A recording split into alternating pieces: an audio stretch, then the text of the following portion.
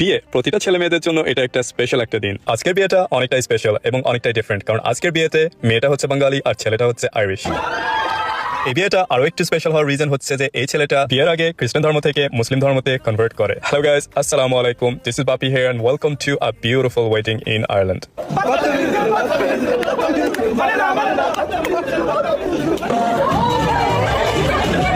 দেখুন কি সুন্দরভাবে হিন্দি গানে বিদেশিরা ডান্স করতেছিল। এখানে থেকে আমাদের শেখা উচিত যে বিদেশিরা যেমন ভাবে আমাদের কালচারটিকে এমব্রেস করে, আমাদের উচিত তাদের কালচারটিও এমব্রেস করা। After having a lot of fun and dance করার পরে ক্ষুধা লেগে যায় সবার। We are Bengali and we love food, specially wedding এর food. I am sure all of you will agree with me যে ওয়েডিং এর খাবারের টেস্ট আসলে অনেক মজা হয় এন্ড অন্যরকম। মজার খাবার নিয়ে আমার প্লেটটা সাজিয়ে নিই, দেন আমরা বন্ধুরা মিলে সবাই একসাথে বসে খেতে শুরু করি। এন্ড গাইস বিলিভ মি যে এখানকার খাবারটা অনেক ভালো ছিল and it was super duper delicious. আর এদিকে বসেছিল আশিক অনেকগুলো মিষ্টি তার পাশে নিয়ে। আমি মিষ্টি অনেক লাইক করি and I am sure most Bangali will agree with me যে মিষ্টি ছাড়া কখনোই বাঙালি বিয়ে হয় না। খাওয়া দাওয়া শেষ করার পরে আশিক আমাদের জন্য পান নিয়ে আসে। বাই দ্য ওয়ে, আমাদের যে ভাইটি মানে যার বিয়ে হইতেছে সে কিন্তু অনেক ফ্রেন্ডলি। হতে পারে সে বড় হয়েছে অন্য কালচারে, বাট তার ভালোবাসা এবং তার রেসপেক্ট অন্য মানুষদের জন্য আসলে সে একটা জেন্টলম্যান। এখানে যে লাভলি মানুষদের দেখছেন তারা হচ্ছে ছেলে পক্ষের মানুষ। জন্ম, মৃত্যু, বিয়ে, এই তিনটা জিনিসই আল্লাহ আমাদের জন্য লিখে রেখেছে, কখনোই আমরা চেঞ্জ করতে পারবো না। কিছুক্ষণ আগে আপনাদেরকে দেখালাম যে আশিক আমাদের জন্য পান নিয়ে এসেছে, আর ওই পানটি আপনাদেরকে কিভাবে খেতে হবে আপনাদেরকে একটু দেখাবো।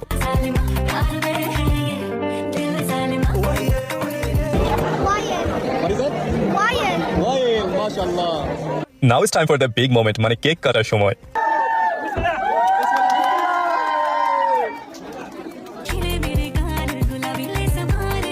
তাদের এই মুহূর্তটা অনেক বেশি স্পেশাল ছিল। আপনারা সবাই তার জন্য অনেক বেশি করে দোয়া করে দেবেন।